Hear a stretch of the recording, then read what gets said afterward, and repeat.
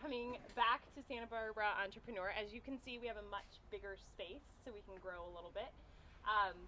The goal today is for all of us to really learn about the process of selling and selling yourself in your business.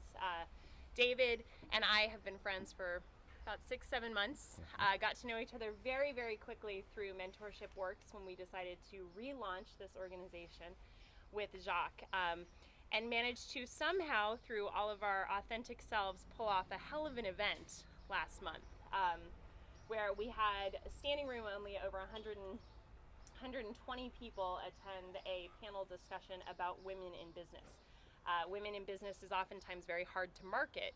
We were afraid nobody would come. We sold out. And I think a big part of that came from that we all focused on referral marketing. Who do you know, and who do you know you can invite, who can help you? How do we build businesses in service-oriented areas? So David has 2 businesses. The first is in financial planning, and the second is in career planning. So your startup is Career Advancement Services? Accelerated Career Enhancement Services. That. Accelerated Career Enhancement Services. And today we look forward to hearing about both sides of your business and how we sell ourselves. So Thank you very much for being here. Yeah, a little applause. Come on. Yeah. Get me worked up. It's early in the morning. So if you can kind of move in a little bit. Feels a little weird to have the camera here and all of you over there. So, so Summer's asked me to talk a little bit about selling yourself and using the referral network, because I guess I have a reputation as being a great networker here in town. And it's pretty much the exclusive way that I market both of my businesses. In fact, one of the businesses really came about as a result of my networking. So I was going to start off by saying that when my son went off to college, now almost a decade ago, one of my pieces of advice to him was, if you're going to neglect anything at college, neglect your studies. And this is coming from someone who has a PhD, believes in higher education, but at the end of the day, the most important thing anyone gets out of college is the social network. The people you know are going to provide far greater opportunities than any one thing you're going to learn. I see Peyton grinning over there. He's taking that one to heart. But seriously, you know, if you're going to, the best business opportunities, the best social opportunities are going to come about because somebody thinks about you, because they know you, they know who you are. My clients, certainly my securities clients, don't hire me because of what I do.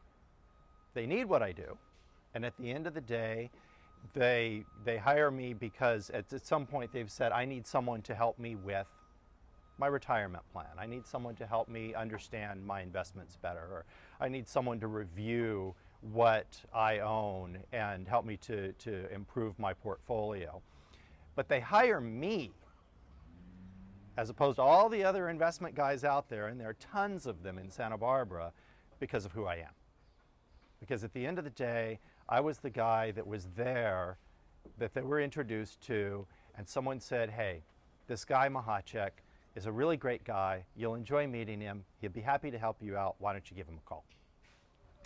Accelerated Career Enhancement Services, the second business that I've only recently formally launched, started out as a weird hobby that simply got out of control. Yeah, exactly, right? Summers knows all about the weird hobbies getting out of control. Package it, lube it up, and throw a label on it, right? So Accelerated is a career development company, and it came about because when I first moved back to Santa Barbara, it was in 2010. 1 in 10 people here was unemployed. They were looking for work. And when I first moved back, the first thing I did was started circulating my resume. I went to everyone I knew in Santa Barbara. I shared my resume and said, hey, I'm back in Santa Barbara. I'm looking for employment. Will you please take a look at what I have in my resume and let me know if you learn of any great opportunities? Well, some of the people that got that resume said, you know, I could really use your help with my resume, because yours looks great, mine doesn't look so great, and I'm also looking for work. So then I started doing this, helping friends out with understanding how to present themselves in a written resume. I started volunteering at the public library down in Ventura and here in Santa Barbara, offering this to people who were also in between careers. And as I began working with people after really hundreds of resumes that I never charged anything for, people started saying two things to me. One was, you're giving me far more than just a resume. The counseling, the career coaching, the better understanding of what it is that I do well is one of the most valuable things I got out of the conversation we had. The paper resume is good, but the most valuable thing I got was the conversation that we had about what am I really good at? What am I looking for? How do I present myself to an employer in a way that's going to get them to get off their butt and pick up the phone and give me a call for an interview? So I realized there was something there, this career coaching element. And the second thing that happened was people started saying, you know, David, you really should be charging for this. What can I pay you? I mean, people actually saying, people I was perfectly willing to do this totally free for were saying, what do I owe you? What should I be paying you? And I said, I have no idea. I've never charged for this. What do you think?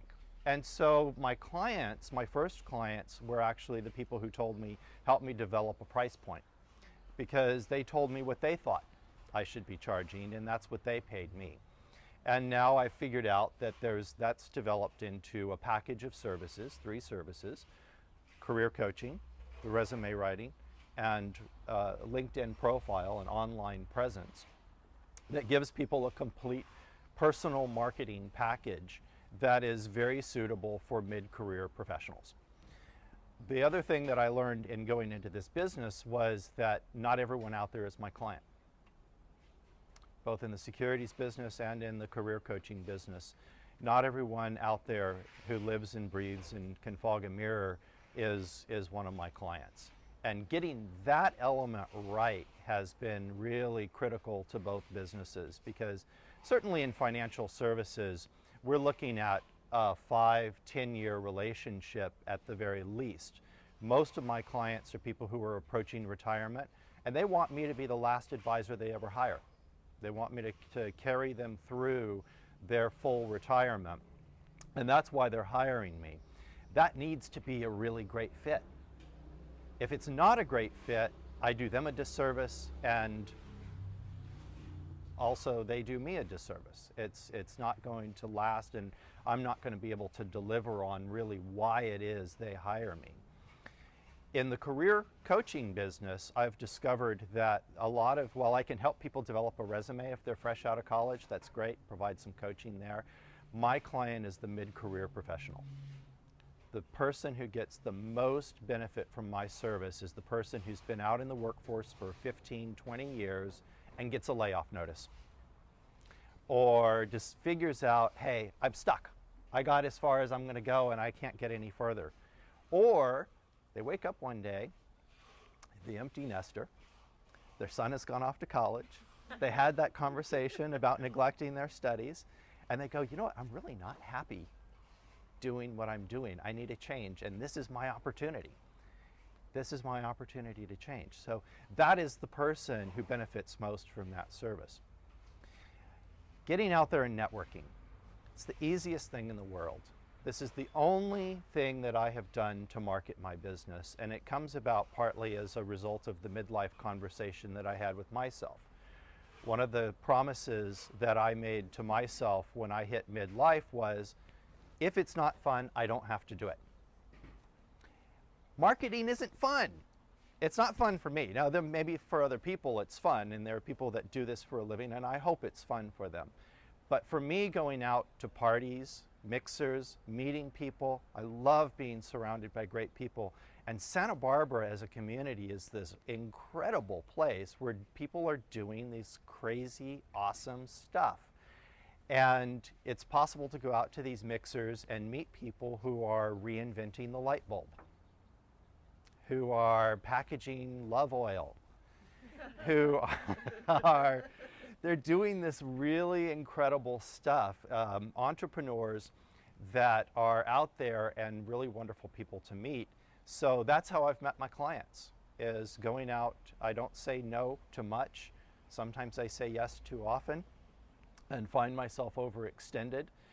But at the same time, everything I do to market my business is hilarious fun. And at the end of the day, I go to sleep feeling good about myself, and I wake up every morning looking forward to what I do. That's pretty much it. That's the secret of Dave. The secret of Dave. Just from a tactical standpoint, it's certainly, I'll get in front of it. No. From a tactical standpoint, so a lot of people in service-oriented businesses, whether it's financial services, being a real estate agent, any of those, they can come off as the obnoxious sales guy, right? And I'm just gonna, no holds barred, you don't come off as the obnoxious sales guy. I'm not afraid when I see you that you're gonna pitch me at all times. And so I think that that's a really unique skill set to develop. You talked earlier about how you've been able to identify not everyone who can fog a mirror is your client. Can you share a little more about how you've identified who your client is and how you are always selling without being the obnoxious sales guy? I don't know that I am always selling, and maybe I should be. Okay. I know exactly the personality you're talking about. They're always, do you have a house for sale? You want to buy a house? You want to buy some life insurance? And the truth is that gets business. So people do that because it works, quite frankly. And if you don't ask for business, you don't get business. So being the nice guy can have its downside as well. I think one of my strengths is that people feel I am approachable. I hope that's the case, is that people don't feel intimidated, which I think is what you're getting at. But at the end of the day, one of my areas of weakness is simply, once we're having that conversation, is being able to ask for the business. Okay. And that's tough. So, the other side of what you're seeing as a negative for those people that are constantly out there asking for new business is actually also a strength, because you have to ask for the business in order to get it. If you don't ask for the business, people assume you're not available. Okay. Can you go back to her first question, though? How do you qualify prospects? Yeah. Is it a process Sure. designed over time, trial and error, or is it something more scientific? It's very scientific. Yeah. It's all about personal connections. So my qualification for a client is, can I help them? And is this the type of person that I would want to socialize with? Oh, interesting. Okay. So especially in the securities business, the retirement planning, as I mentioned when I was speaking earlier, these are people that I expect to have a relationship with for 5, 10, 20 years. I really need to be able to enjoy them as a person and get to know them as a complete human being. So I often, I know the grandkids as well as the client, and we talk about that. So these are, I feel uncomfortable taking on a client that's not the kind of person that I would want to have dinner with periodically.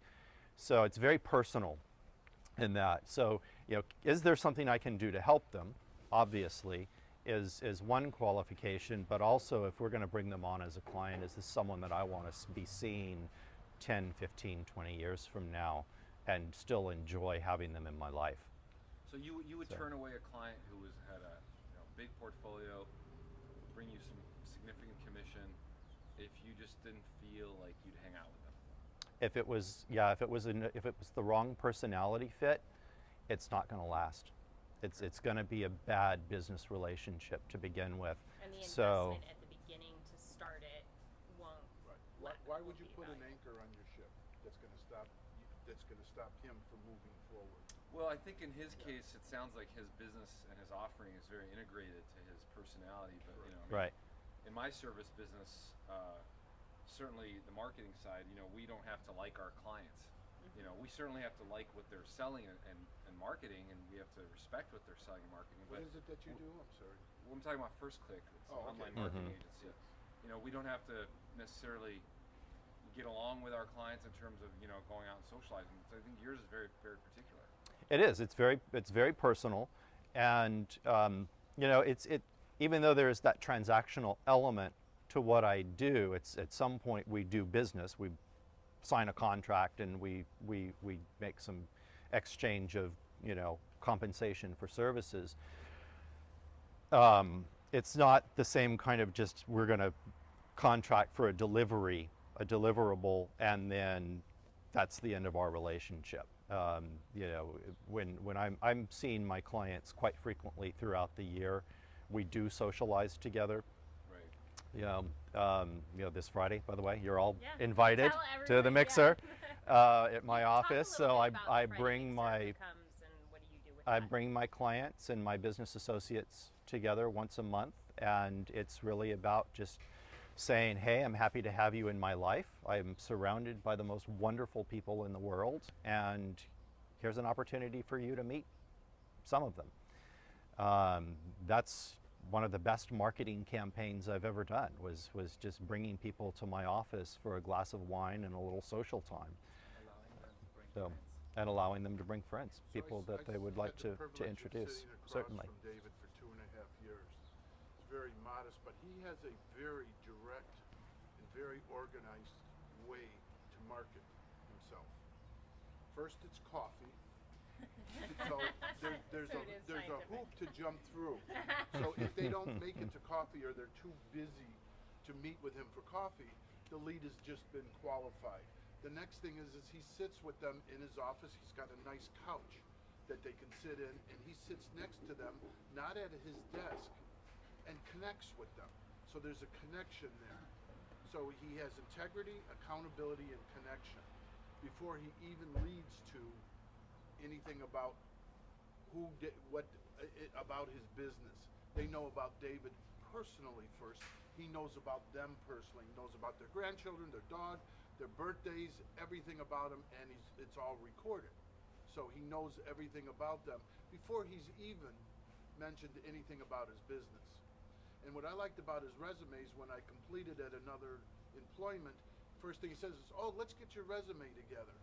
And for me, it gave me the confidence to give out this piece of paper, because the hardest thing is for me to sell the mirror. So I'm not good enough, this isn't right, this doesn't work. He did it so beautifully that I felt proud of who I am to pass this stupid piece of paper out.